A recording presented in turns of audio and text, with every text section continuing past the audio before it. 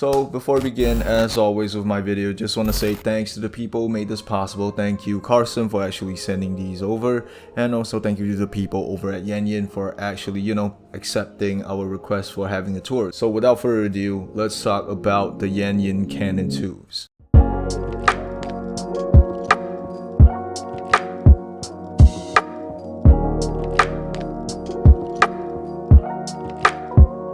I have never personally listened to the first Canon before, so this is just a very new IEM to me, but as always, every single IEM that I review will be as it is. I will not compare anything because I don't feel like I have the knowledge or, the adequate knowledge enough to compare this and that. But all I know is that this is an IEM that is retailing at $375 and it is a 1DD4BA driver config IEM. Now whether this thing is amazing or not, let's just talk about it right now. And also one more disclaimer, just putting it out here because this is considered as a tour unit. I don't know why, but my right ear unit, once I've received it, it has a very slight rattly noise. I don't know why, but I don't feel like this is a problem for the review because sonically it does not have any imbalance to it. Maybe this is just like some unfortunate things where inside, something slid off. Yeah, you could hear it. But okay, y'all know my shtick by now. Unboxing time. So the box, as you can see, is as slick as it can be. And this Yanyin Canon 2 sleeve is all black with black accents printed on it with a green Yanyin Canon 2 text around here. And moving the sleeve, you get, again, quite minimal designs, which to be honest is quite nice. It's quite nice. And there's also a very small text here, which is emboss, deboss, I don't know which word it is, but yeah, it writes belong to the audiophile, which honestly looks quite subtle, nice. I keep using the same words. I should probably learn more words. Removing the box, which slips off just like any phone case box, you get a card that reads that shows the Yanyin Canon 2, and also there is a product description of one of its features, which is the switches, the dip switches. The dip switches, I'll talk about it later, but basically this is just talking about apparently the Yanyin Canon 1s have like 3 dip switches, and now it just reduces it to 2. This is where I feel like something that costs this range actually does quite well in terms of its presentation. As you can see right here, it doesn't have a lot, but that's the point of it. You want it to be feeling like you just unbox something that you paid the price for, and this, in my opinion, feels like it is the most, I would say, elegant presentation of an unboxing that I've seen so far. So basically you have 2 compartments where one, it houses the case, which I took out the IEM, but yeah, it resides the IEM inside if you are opening it for the first time, and the other is just paperwork and accessories. So taking this out, it is a case underneath. Based on the texture and the smell, I don't think this is real leather. I think this is PU leather, but overall quite a solid case. I don't really have any complaints about this. And on the other side, this is just the paperwork, and underneath there is just one set of your Yanyin Canon 2 tips. One very short comment that I would like to say. This thing costs $375 US. At least give us more tips, I guess. But then again, the tips work just fine, so I feel like every time I say don't complain, but the problem is that in cases like these, since you're paying so much, why not just throw in a few more tips? That's just like my personal opinion. But yeah, other than that, let's move on with the video. So moving on to the build, the IEM, it is very apparent that this thing is of a resin shell type of IEM, and you have a very nice accented color, accented faceplate on it, where you have like strips of blue with green glitter, and for some reason you have like green flakes down there. One side says Canon and the other side is a Yanyin logo. And other than that, it is being lacquered quite nicely. The whole body is made of a black opaque resin, and you have sort of an aluminum nozzle to it. So quite nice, quite nice. And complementing this pair is sort of a white silverish cable with like stainless steel accents with like ribbed textures. I don't really know how to say this, but the B-roll shall suffice. And talking about the build, how does the ergonomics of this whole thing fit on your ear? Me personally, I feel like this whole thing is fine. Again, the tips that they provide, in my opinion, is quite nice. It grips quite well into my ear canal, and I've collectively listened to this pair for I think about close to 9 hours, I guess, every night for the past week. This thing fits perfectly, no complaints whatsoever.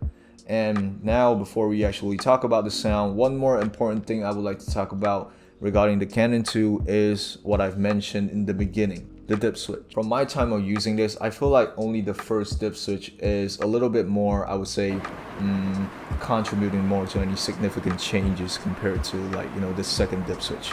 The first one makes bass either feel like it's a little bit too dry to feel like it's more body, it's more thumpy, it has more extension. But then again, if you have more extension, you have the risk of maybe feeling a little bit, you know, bloated. Maybe I wouldn't say muddy, but you get what I mean. It sounds extended and a little bit loose is what I'm saying. The second one, based on what I hear, it's more related to the mids and ups.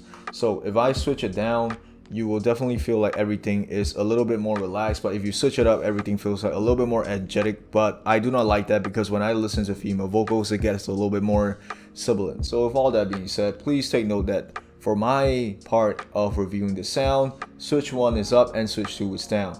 So this is the source that I use, and this is the graph of the Yanyin Canon 2.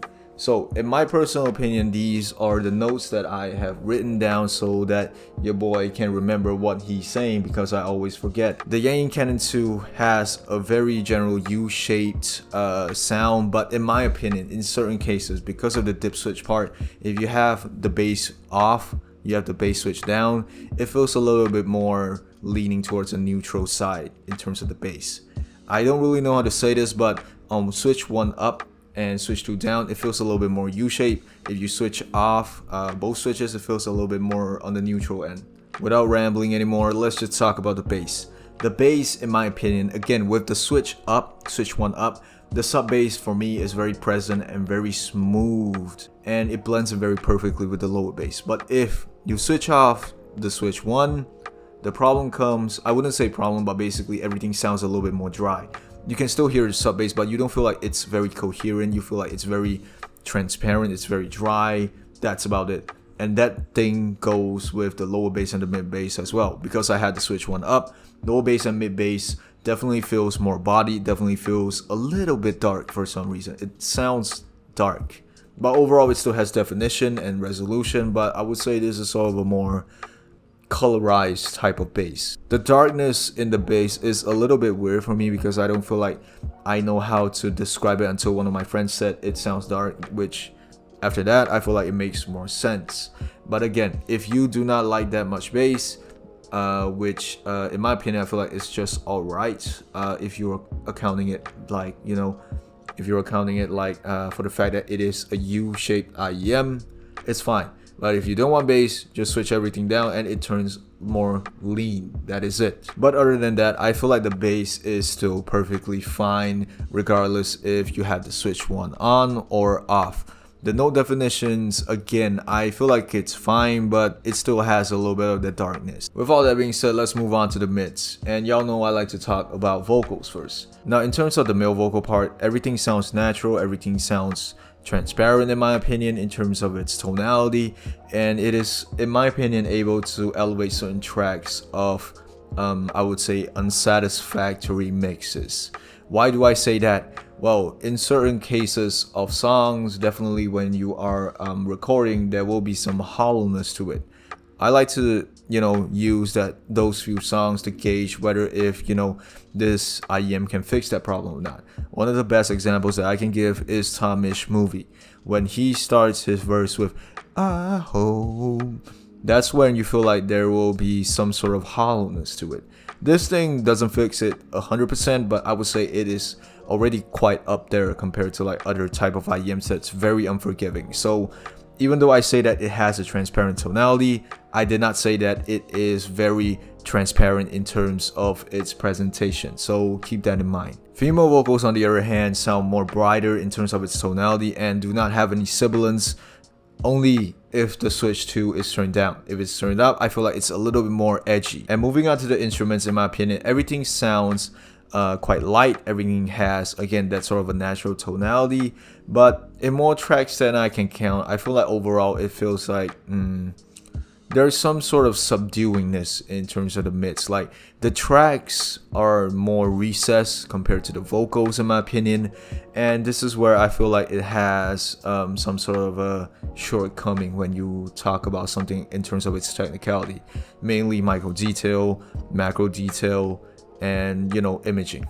The thing that I want to highlight here regarding the mids is that when you're listening to certain types of IEMs, if it is quite mid forward, then you don't really need to do anything. All of the tracks, all of the elements will just come to you. But this thing, it just focuses a lot on the macro details and the vocals to the point where I feel like it doesn't have that much immersion. But at the same time, you can't really disregard this as a problem, because one thing that I feel like the Yanyin Canon 2 does well because of this is that, at least because of this, it is a more relaxed pair to listen to compared to other type of IEMs.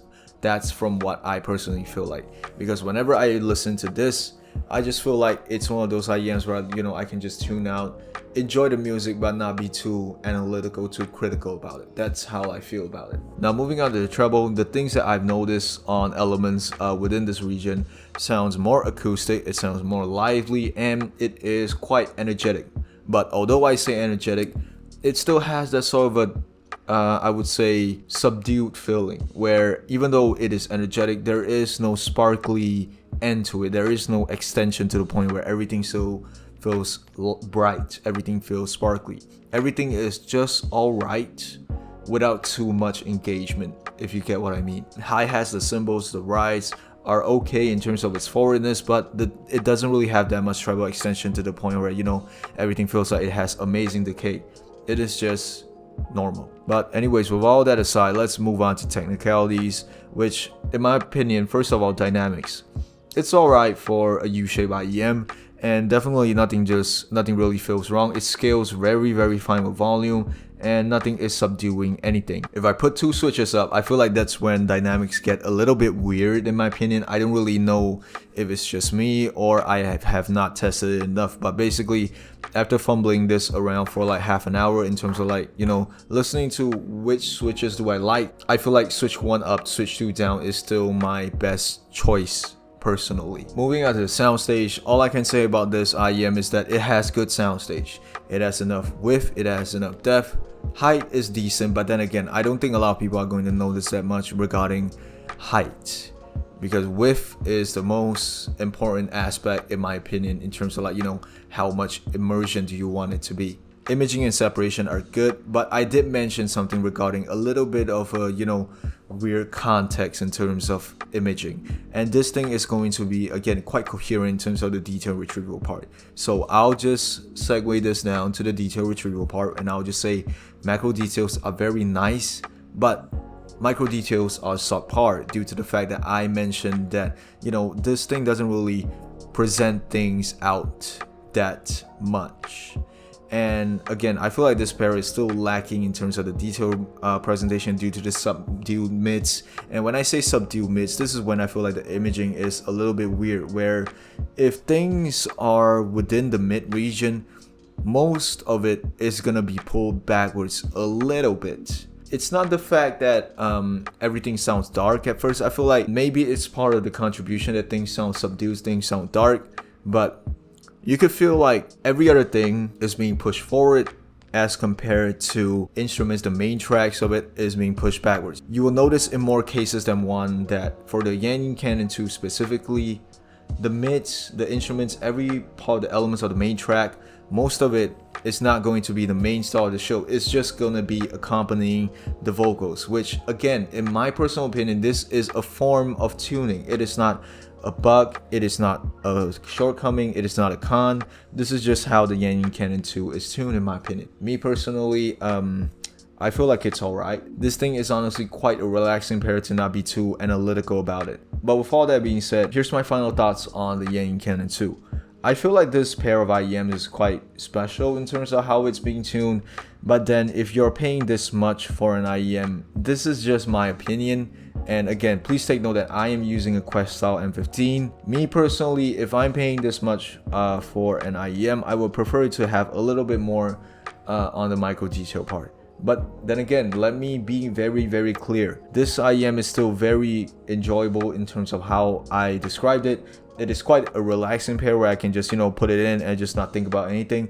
Nothing needs to be too analytical. It's one of the pairs that I feel like in my scenario, I would use it to relax rather than, actually analytically enjoying music, actually being like a detail whore, because again, M15.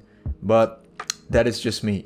Who would be suitable for this IEM? I say quite a lot, because if you're just purely enjoying songs, this thing could do just fine. But still, I wish that it would have a little bit more on the micro details. But nevertheless, I guess that sums it for this review. Thank you for watching, and I'll see you guys in the next one.